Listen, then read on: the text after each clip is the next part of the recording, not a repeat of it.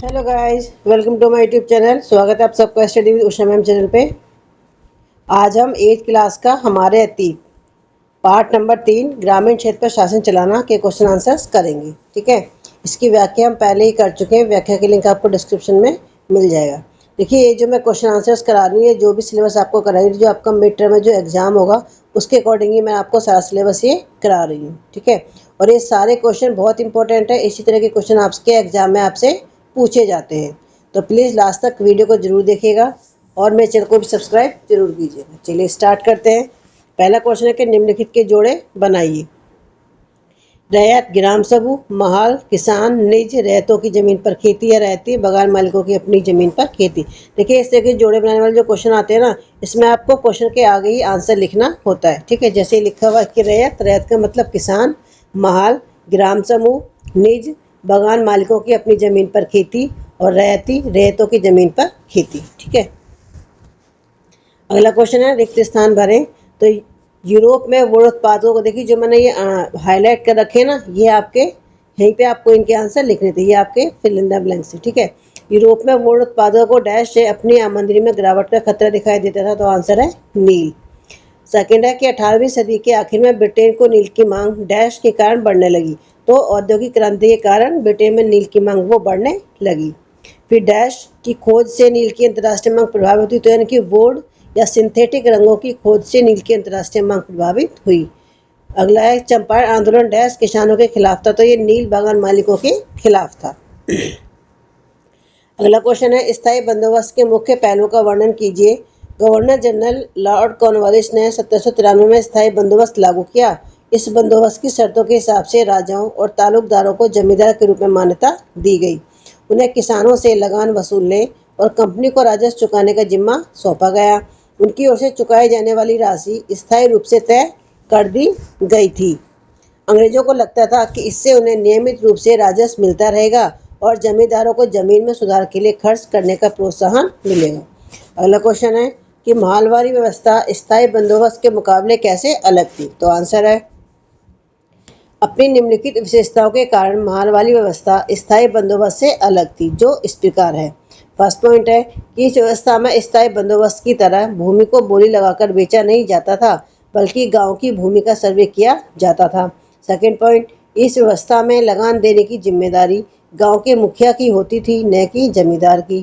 Third point, इस व्यवस्था में स्थायी बंदोबस्त की तरह भूमि का स्वामी जमींदार न होकर संपूर्ण गांव होता था।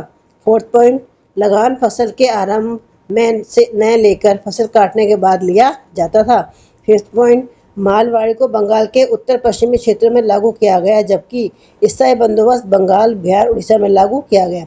देखिए, अगर ये क्वेश्चन आपसे 2 नंबर में पूछा जाएगा तो आप इसके सिर्फ 2 पॉइंट लिखेंगे, और 3 नंबर में पूछा जाएगा तो आप 3 पॉइंट लिखेंगे। अरे यही क्वेश्चन आपसे 5 नंबर में पूछा जाता है, तो ये 5 के 5 पॉइंट आप लिखेंगे तो आपको पूरे 5 नंबर मिल जाएंगे। ठीक है, अगला क्वेश्चन है कि रैयत नील की खेती से क्यों कतरा रहे थे। आंसर है रैयत निम्न कारणों से नील की खेती नहीं करना चाहते थे। वे कारण इस प्रकार है। पहला पॉइंट है किसान को इस खेती को करने के लिए ऋण दिया जाता था, लेकिन इस ऋण की कठोर शर्तें किसानों के लिए नुकसानदायक थीं। सेकंड पॉइंट, नील की खेती करने के लिए भूमि उपजाऊ होनी चाहिए। एक भूमि पर नील की खेती के लिए धान की खेती को नहीं छोड़ सकते थे। थर्ड पॉइंट है कि उन्हें नील की जो कीमत मिलती थी वह बहुत कम थी और कर्जों का सिलसिला कभी समाप्त नहीं होता था। अगला क्वेश्चन है कि किन परिस्थितियों में बंगाल में नील का उत्पादन धराशायी हो गया। आंसर है रैयतों ने नील की खेती करने से इनकार करना शुरू कर दिया।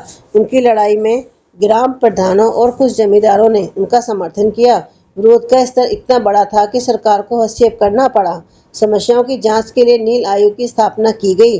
आयोग ने बागानों के दोषों को स्वीकार कर लिया और रैयतों को अपनी इच्छा अनुसार कुछ भी उगाने की अनुमति दे दी। इससे अंततः बंगाल में नील उत्पादन का पतन हो गया। अगला क्वेश्चन है कि भारतीय नील की मांग यूरोप में लगातार बढ़ रही थी, इसके क्या कारण थे। आंसर है भारतीय नील की मांग यूरोप में लगातार बढ़ने के कुछ कारण इस प्रकार है। पहला पॉइंट है कि नील का पौधा मुख्य रूप से उष्णकटिबंधीय इलाकों में ही उगता था तथा भारत इस प्रकार के जलवायु को उपयुक्त स्थल है। सेकेंड पॉइंट, यूरोप में औद्योगिक क्रांति के कारण कपड़ा उत्पादन में भारी वृद्धि हुई। इस भारी वृद्धि को रंगने का एकमात्र रंग नील था, जिसे भारत से ही प्राप्त किया जा सकता था। थर्ड पॉइंट, भारत से प्राप्त होने वाले नील की गुणवत्ता उच्च दर्जे की होती थी, परंतु इसकी कीमत कम होती थी, इसलिए व्यापारी भारतीय नील के व्यापार को ही प्राथमिकता देते थे। देखिए, ये आपके एमसीक्यू है, इसी तरह के क्वेश्चन आपसे एग्जाम में पूछे जाते हैं और इस तरह से आपको 4 ऑप्शन दिए होते हैं और उनमें से आपको जो सही आंसर होता है वो आपको उस पर टिक करना होता है। ठीक है। पहला क्वेश्चन है कि गांव के मुखिया से भू राजस्व लेना क्या कहलाता था। Option A Ryotwari, B Malwari, C स्तंभदारी या डी स्थायी बंदोबस्त। तो आंसर है बी मालवाड़ी। ठीक है। मालवाड़ी को कब लागू किया गया था। ए 1820, बी 1822, सी 1824 या डी 1826। तो आंसर है बी 1822 में जो मालवाड़ी व्यवस्था उसको लागू किया गया था। मालवाड़ी व्यवस्था किसकी देन थी। ए मुनरो, बी लॉर्ड कॉर्नवालिस, सी होल्ड मैकेंजी या डी रॉबर्ट वेलेस्ली। तो आंसर है सी होल्ड मैकेंजी। ठीक है। मालवाड़ी व्यवस्था कहाँ पर लागू की गई। ए बम्बई, बी मद्रास, सी उत्तरी बंगाल या इनमें से कोई नहीं। तो आंसर इनमें से कोई नहीं। ठीक है। जमींदार से भू राजस्व लेना कहलाता था स्थायी बंदोबस्त, रैयतवाड़ी, मालवाड़ी सभी। तो आंसर है स्थायी बंदोबस्त। स्थायी बंदोबस्त को कब लागू किया गया था। ए 1784, 1793, 1820 या 1796। तो ये आपका 1784। ठीक है। स्थायी बंदोबस्त को किसने लागू किया। ए मुनरो, बी कॉर्नवालिस, सी मैकेंजी या डी डलहौजी। तो आंसर है बी कॉर्नवालिस। स्थायी बंदोबस्त में निश्चित था। ए समय, बी धन, सी व्यक्ति या डी सभी। तो आंसर है सभी। ठीक है। स्थायी बंदोबस्त को कहाँ पर लागू किया गया। तो ए बंगाल, बी बिहार, सी उड़ीसा या डी सभी। तो आंसर इसका सभी, यानी जो स्थायी बंदोबस्त है उसको बंगाल, बिहार, उड़ीसा सभी जगह में इसको लागू किया गया था। रैयतवाड़ी बंदोबस्त कहाँ लागू किया गया। ए बम्बई, बी मद्रास, सी दक्षिण भारत के दक्षिण में या डी सभी। तो आंसर है दक्षिण, यानी कि सभी जगह। ठीक है। किसान से सीधा भू राजस्व लेना कहलाता था मालवाड़ी, रैयतवाड़ी, जमींदारी, स्तंभदारी। तो आंसर है इसका बी रैयतवाड़ी। रैयतवाड़ी व्यवस्था को किसने आरंभ किया। Answer A Mackenzie, B Munro, C Cornwallis, D Clive. तो आंसर है मुनरो। चार्टर एक्ट कितने वर्ष बाद संशोधित होता था। 5 वर्ष, 10 वर्ष, 15 वर्ष या 20 वर्ष। तो आंसर है 20 वर्ष। एक एकड़ के तीसरे भाग को कहा जाता था बीघा, करस, मापन या इनमें से कोई नहीं। तो आंसर है बीघा।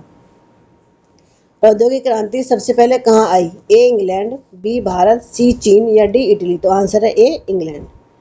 अगला क्वेश्चन, मुगल सम्राट से अंग्रेजों को दीवानी कब प्राप्त हुई। 1757, 1765, 1803, 1774। तो मुगल अंग्रेजों को दीवानी 1765 में। ठीक है। रेगुलेटिंग एक्ट कब पास किया गया। ए 1771, बी 1772, सी 1773, डी 1774। तो आंसर है सी 1773।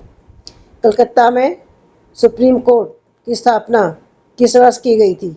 1771, 1772, 1773, 1774। तो ये जो हमारा जो रेगुलेटिंग एक्ट आया था 1773 में, इसमें ही कलकत्ता में सुप्रीम कोर्ट की स्थापना की गई थी। पिट्स इंडिया एक्ट कब पारित हुआ। ए 1782, बी 1783, सी 1784 या डी 1785। तो आंसर है 1784। जो पिट्स इंडिया एक्ट है वो 1784 में पारित किया गया था। अगला क्वेश्चन है, राजा राम मोहन राय का जन्म कब हुआ था। ए 1772, बी 1773, सी 1774 और डी 1775। तो इसका आंसर है सी 1774। ठीक है। मैसूर को अंग्रेजों के अधीन कब किया गया था। ऑप्शन है आपका 1796, बी 1797, सी 1796 या डी 1799। तो आंसर है 1799। बंगाल में मुख्य किस फसल का उत्पादन होता था। ए नारियल, बी जूट, सी मसाले या डी गेहूँ। तो आंसर है बी जूट। असम में मुख्य रूप से किस फसल का उत्पादन होता था। ए रेशम, बी चाय, सी नील, डी अफीम। तो आंसर है बी चाय। चावल उत्पादन करने वाला प्रमुख राज्य था पंजाब, सीमांत प्रदेश, मद्रास या सभी। तो आंसर है मद्रास। 1770 के काल में लगभग कितने लोग मारे गए थे। ए 1 लाख, बी 10 लाख, सी 50 लाख या डी 1 करोड़। तो आंसर है डी 1 करोड़। 1770 के अकाल से सबसे अधिक प्रभावित राज्य था मद्रास, बंगाल, बम्बई या पंजाब। तो आंसर है बंगाल। स्थायी बंदोबस्त का सबसे अधिक लाभ किसको हुआ। ए किसान, बी अंग्रेज, सी व्यापारी या डी जमींदार। तो आंसर है डी जमींदार। अगला क्वेश्चन, रैयतवाड़ी व्यवस्था का सर्वप्रथम प्रयोग किसने किया? ए मुनरो, बी मैकेंजी, सी रीड या डी कॉर्नवालिस। तो आंसर है सी रीड। परंपरागत जमींदारों का अभाव था पूर्वी भारत में, दक्षिण भारत में, मध्य भारत में या डी उत्तर भारत में। तो आंसर है बी दक्षिण भारत में। किस भू बंदोबस्त ने किसानों कृषि को बर्बाद कर दिया? ए रैयतवाड़ी, बी स्थाई, सी मालवाड़ी या डी सभी। तो आंसर है बी स्थाई।